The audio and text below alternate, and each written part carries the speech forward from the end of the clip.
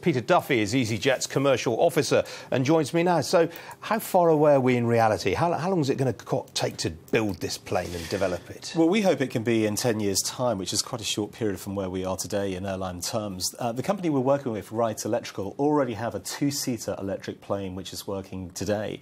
And they have plans to begin to step that up to take something to the sort of plane you'd recognise, a 319 or 320 Airbus-sized plane, within the period we're talking about. What about the existing plane manufacturers? Why aren't you working with them?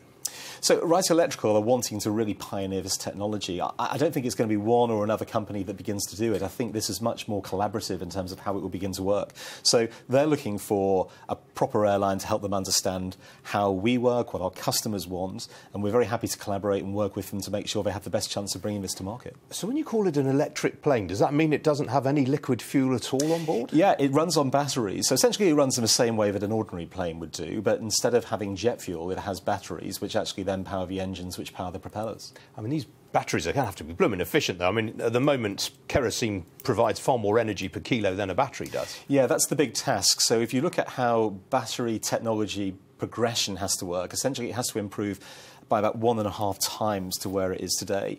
But if you look at the energy, you look at the focus which is being put on this, and you look at the progress which has been made in other sectors, absolutely that sounds like a possibility.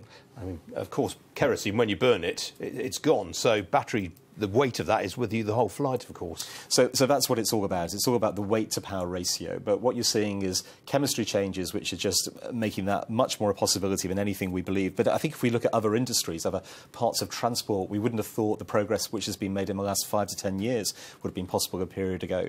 And so that's really why we're so excited about this opportunity. And briefly, we've been talking about Ryanair suspending certain routes all day, cancelling flights from Scotland and Northern Ireland to London. Does that play into your hands? I mean, it sounds like they're giving away business to you and British Airways here. Well, Easyjet is a very different sort of airline. So we employ our pilots directly. We employ them locally, which means we pay local social taxes.